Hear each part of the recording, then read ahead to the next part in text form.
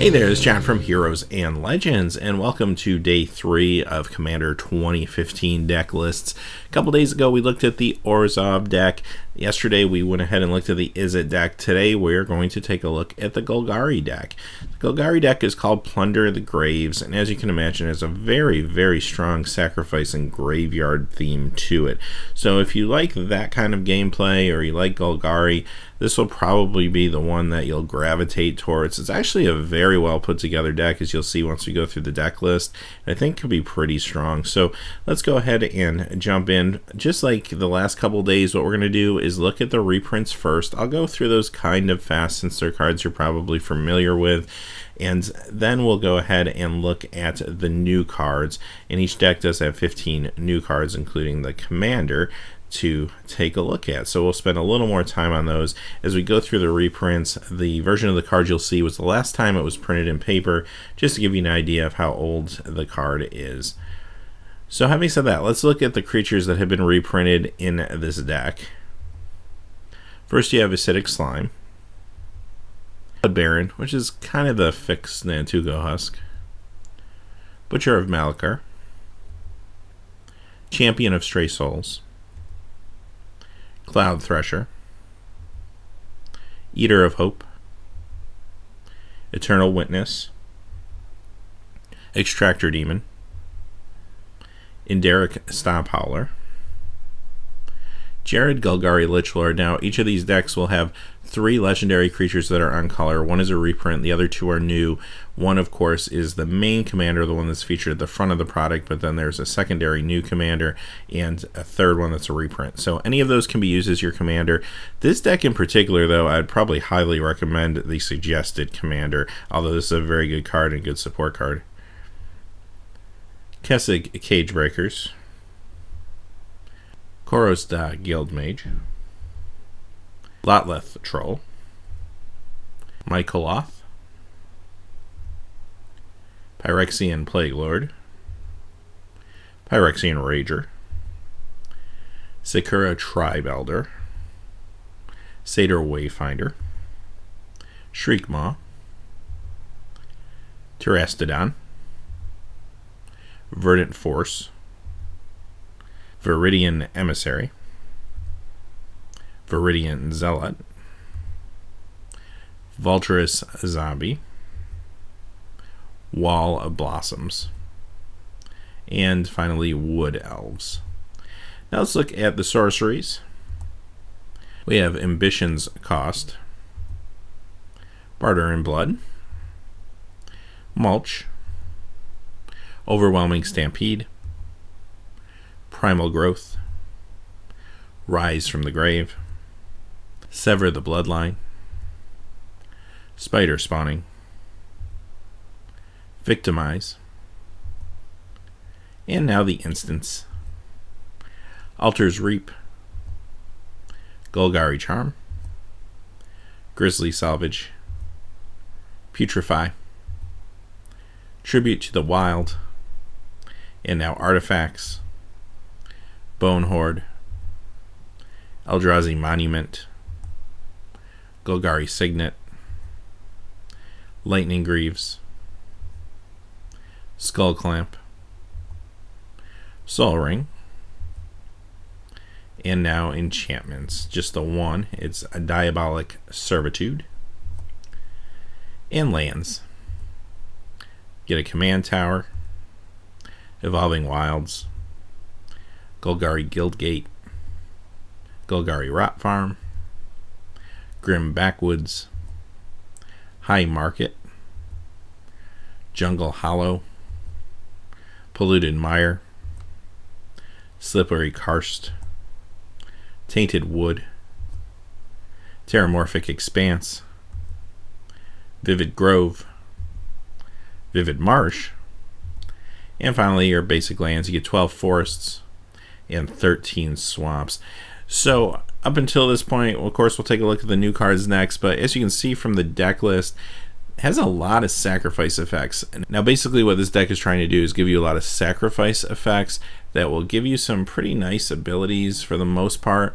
Also, in some cases, forcing your opponents to sacrifice creatures, but then there's also plenty of ways to take cards back from your graveyard and either put them directly into play or bring them back to your hand. And as you'll see in a moment, the commander really feeds off the whole things going to the graveyard theme, and this is a pretty strong build in my estimation just by seeing this.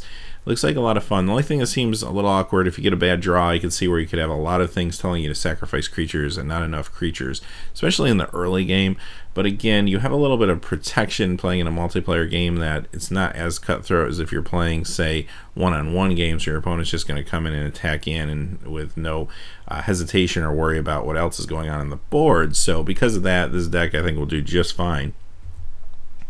So let's look at the new cards. First one is a Banshee of the Dread Choir, and you're going to start noticing now this is the third deck we're looking at. Some of these new cards do repeat, just like some of the reprints repeat. So this was a card that we did see in the Orzhov deck. Really like the Marriot though, and you're going to see a couple cool Marriot cards that are in this deck, and for the most part they just feel like this deck needed some more creatures, so these were just as good as any creatures. So this one will definitely be strong and be able to attack everybody when you get to the late game. Bloodsport with Rin Axe. Now this does have Devour 1, it's a very powerful ability, but by the time you play this, are you going to have a lot of creatures left to sacrifice? It seems like this deck really encourages you to just keep sacrificing your creatures. Now there are some token strategies here, but they're pretty limited, so if I was going to upgrade this deck a little bit, I probably would go ahead and think about maybe putting some more token generators in this deck of some kind, maybe something like an Awakening Zone or something like that, just to give you more stuff to sacrifice.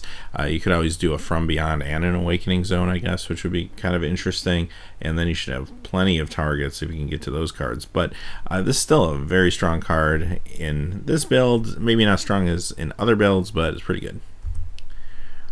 Caller of the Pack, and again, just another Myriad card that just plain needs to be there for you to get to the end game and be able to attack in.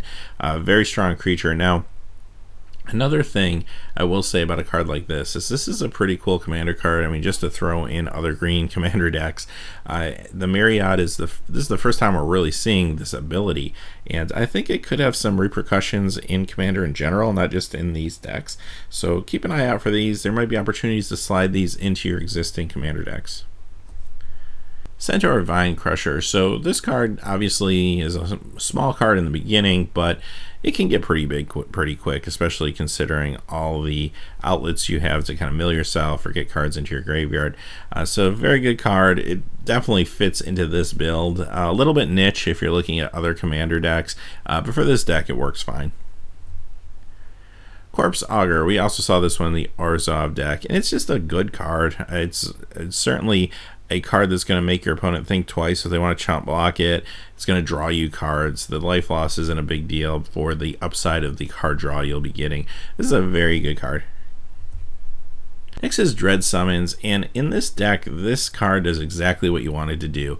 It's going to give you a ton of tokens, which you can either be used to attack in, especially if you're later in the game, or could simply be sacrificed for other spells and abilities, which are some of which are very powerful.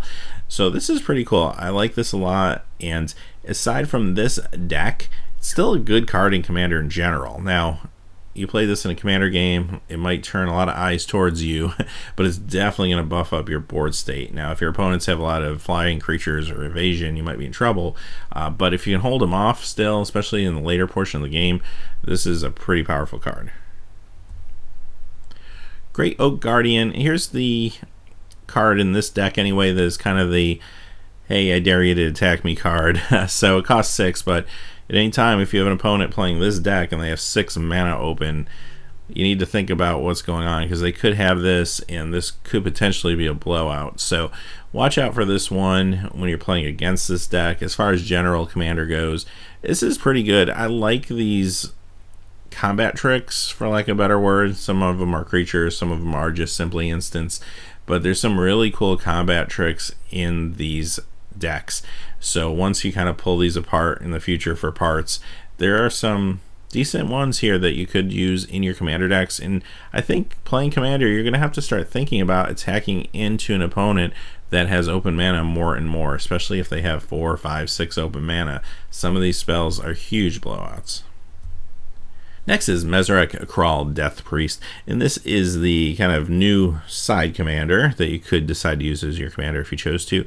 5 for a 2/2 flyer isn't super exciting, and whenever another player sacrifices a permanent, it gets a counter. So there are some cards here that are going to make your opponent sacrifice along with you, but there's really not that many. So I don't see this being a super strong commander in this deck. Now there are commander decks you could build around this that would be really good, and this could even be a commander in those decks if you do a lot of the cards that maybe have the Grave Pact mechanic to it. This could become really good really fast, or anything that you're going to just make opponents sacrifice. There's, for example, board sweeps that make you sacrifice as opposed to destroying creatures, stuff like that, that could really make this a formidable card. Next is Moran of Clan and Toth, and this is the official commander, and this is the one I would recommend in this deck because this is a big piece of how to make this deck work.